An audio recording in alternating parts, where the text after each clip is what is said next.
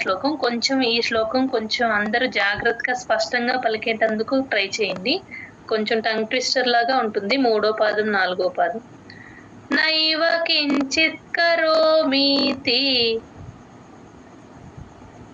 నైవ కించిత్ కరోమీతి నైవ కించిత్ కరోమీతి నైవ కించిత్ కరోమీతి యుక్తో మన్యేత తత్వవిత్.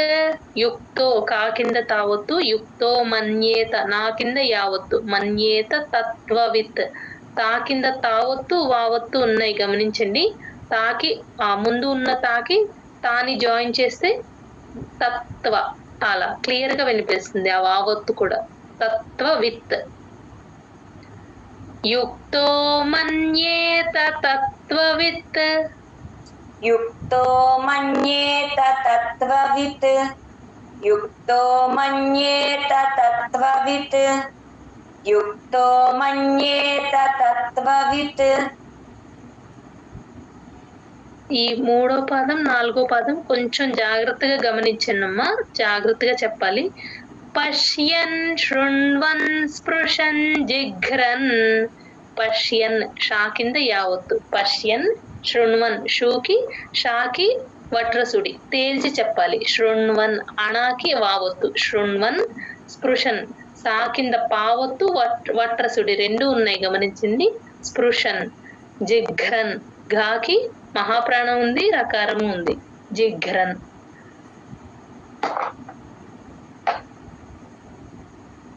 శృణ్వన్ స్పృశన్ జిఘ్రన్. పశ్యన్ శృణ్వన్ స్పృశన్ జిఘ్రన్. ఓకేనా మ్యామ్? కరెక్టేనా?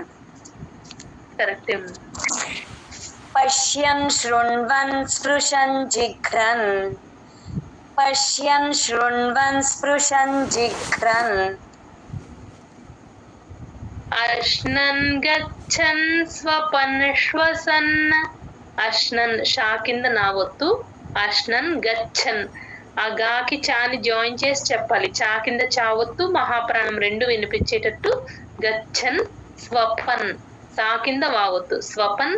ఇక్కడ కొంచెం చూడండి, స్వపన్ తర్వాత శ్వసన్ వస్తుంది.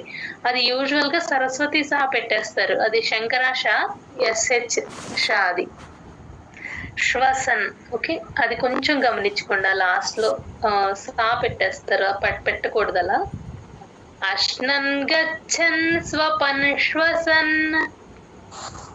అశ్నన్ గచ్చన్ స్వపన్ శ్వసన్. అశ్నన్ గచ్చన్ స్వపన్ శ్వసన్. అశ్నన్ గచ్చన్ స్వపన్ శ్వసన్. నైవ కించిత్ కరోమీతి యుక్తో మన్యేత తత్వవిత్. నైవ కించిత్ కరోమీతి యుక్తో మన్యేత తత్వవిత్.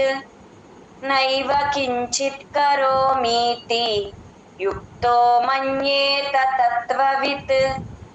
నైవ కించిత్ కరోమీతి యుక్తో మన్యేత తత్వవిత్. పశ్యన్ శృణ్వన్ స్పృశన్ జిఘ్రన్. అశ్నన్ గచ్చన్ స్వపన్ శ్వసన్. ఆ ఎన్నులు కూడా క్లియర్ గా వినిపించాలి, అన్ని ఎన్నులు కూడా. చెప్పండి. పశ్యన్ శృణ్వన్ స్పృశన్ జిఘ్రన్. అశ్నన్ గచ్చన్ స్వపన్ శ్వసన్. పశ్యన్ శృణ్వన్ స్పృశన్ జిఘ్రన్. అశ్నన్ గచ్చన్ స్వపన్ శ్వసన్. పశ్యన్ శృణ్వన్ స్పృశన్ జిఘ్రన్. అశ్నన్ గచ్చన్ స్వపన్ శ్వసన్. నైవ కించిత్ కరోమీతి యుక్తో మన్యేత తత్వవిత్. పశ్యన్ శృణ్వన్ స్పృశన్ జిఘ్రన్. అశ్నన్ గచ్చన్ స్వపన్ శ్వసన్. నైవ కించిత్ కరోమీతి యుక్తో మన్యేత తత్వవిత్. పశ్యన్ శృణ్వన్ స్పృశన్ జిఘ్రన్. अश्नन् गच्छन् स्वपन् श्वसन् नैव किञ्चित् करोमीति युक्तो मन्येत तत्त्ववित् पश्यन् शृण्वन् स्पृशन् जिघ्रन् अश्नन् गच्छन् स्वपन् श्वसन् नैव किञ्चित् करोमीति युक्तो मन्येत तत्त्ववित् पश्यन् शृण्वन् स्पृशन् जिघ्रन् अश्नन् गच्छन् स्वपन् श्वसन् नैव किञ्चित् करोमीति युक्तो मन्येत तत्त्ववित् पश्यन् शृण्वन् स्पृशन् जिघ्रन् अश्नन् गच्छन् स्वपन् श्वसन् नैव किञ्चित् करोमीति युक्तो मन्येत तत्त्ववित् पश्यन् शृण्वन् स्पृशन् जिघ्रन्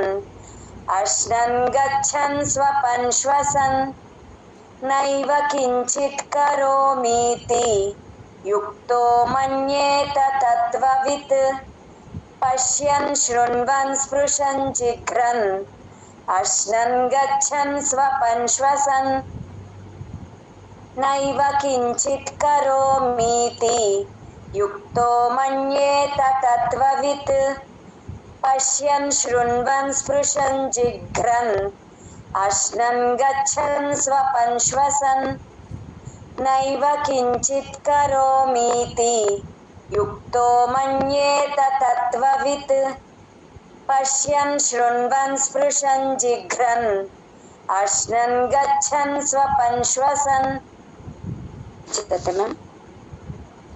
జై గురుదత్త. బాగా రిపీట్ చేశారు. మిగతా శ్లోకాలు రేపు అండి. జై గురుదత్త.